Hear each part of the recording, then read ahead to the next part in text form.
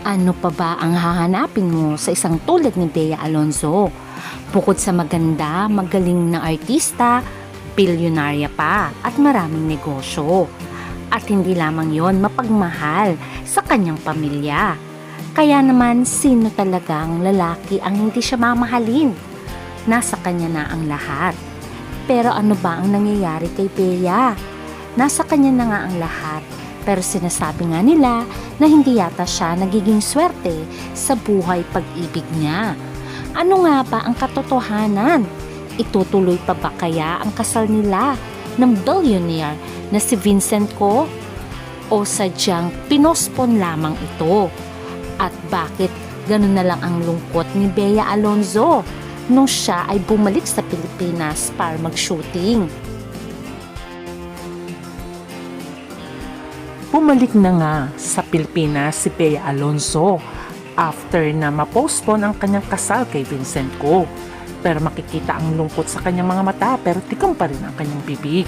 Ating alamin ang buong katotohanan kung matutuloy pa ba o hindi na ang kanilang kasal.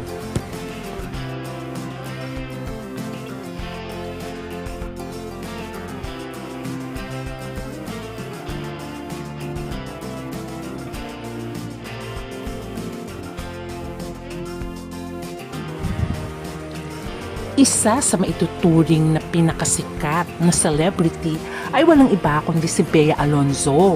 Isa siyang A-lister at marami nang napatunayan sa mundo ng showbiz. Isa rin siyang maituturing na isang reyna sa mundo ng showbiz. Especially nang siya ay na-team up kay John Lloyd. Isa sila sa hottest love team na hanggang ngayon ay marami pa rin tumatangkilik sa kanila at nagmamahal.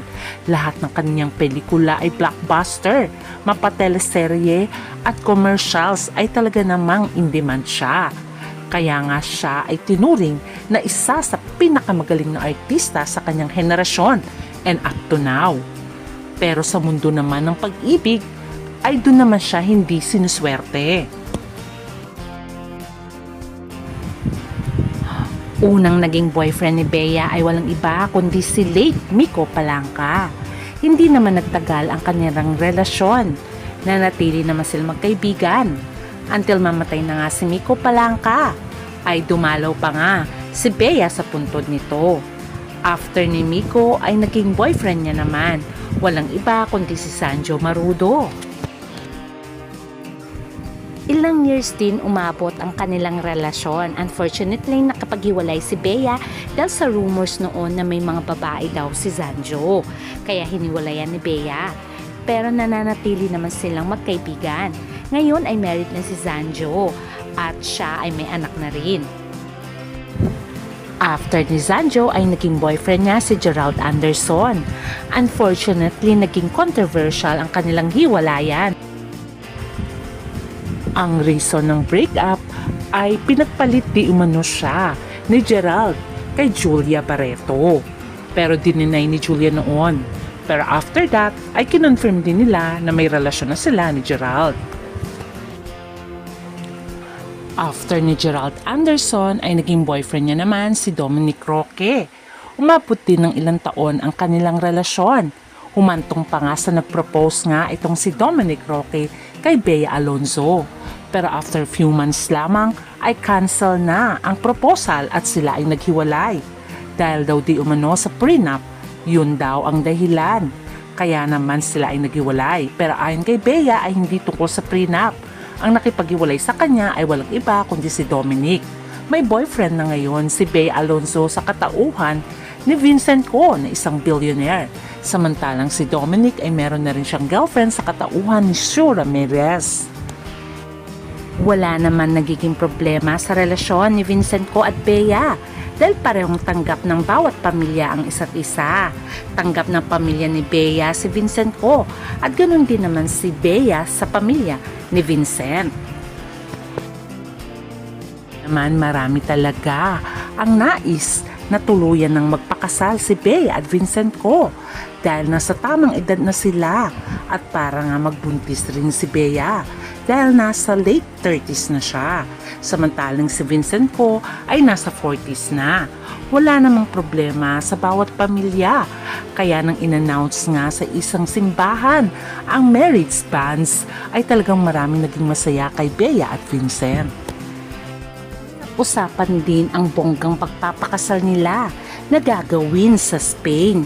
Ngayong May 14 nga dapat yon. Unfortunately ay hindi natuloy. Pero dumiretso si Bea sa Spain kasama ang kanyang pamilya na nauna na ngang pumunta ng Spain. At makikita nga rin dito sa larawang ito na magkakasama ang pamilya ni Bea na masayang kumakain sa Spain. At samantalang si Vincent Ko ay naiwan sa Pilipinas. Naging blind item kasi itong si Bea at si Vincent Ko na hindi nga daw matutuloy ang kasal at cancel dahil daw sa prenup. Dahil nga alam natin na Filipino-Chinese itong si Vincent Ko at may mga bagay-bagay na hindi yata kayang tanggapin ni Bea. Tulad na lang pag naghiwalay sila ay mapupunta ang mga anak nila sa pamilya ni Vincent Ko. Alam naman natin mayaman din si Bea at talagang pinaghirapan niya ito kaya siya naging bilyonarya. Kaya hindi ito papayag basta-basta na ganun ang setup. Ito daw ang dahilan kung bakit na-postpone ang kanilang kasal.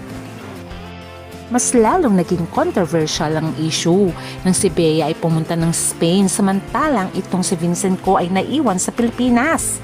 Spotted pa nga ito sa isang supermarket chain nila kasama ang kanyang ama. Pero halatang pumayat nga dito si Vincent Ko. Ayon nga sa sources, ay sinusuyo nga din ni Vincent Ko itong si Bea. Alam natin malungkot si Bea sa pangyayaring ito, kaya pumunta muna ito ng Spain para makapag-isip-isip. Ngayon ay bumalik na si Bea dito sa Pilipinas. Instead na magkita sila ni Vincent Ko or sabihin niya at linawin niya ang mga issue, ay busy magtrabaho itong si Bea Alonzo sa kanyang bagong teleserye na Whispers in Heaven. Kaya naman hanggang ngayon ay question mark pa rin kung matutuloy nga ba ang kasal nila ni Vincent Ko dahil until now ay tikom pa rin ang bibig ni Bea.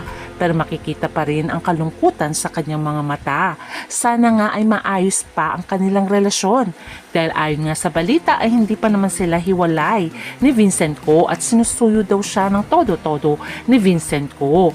Sana nga ay hindi totoo ang tungkol sa prenup. Sana nga ay postpone lamang ang kanilang kasal dahil pareho silang busy. At wish pa rin natin ang the best for Bea and Vincent Ko na matuloy ang kanilang kasal. For sure, pag nangyari ito at natuloy, ay maraming magiging masaya for Bea at Vincent. Kaya ito ang ating abangan. Hanggang sa muli. Bye!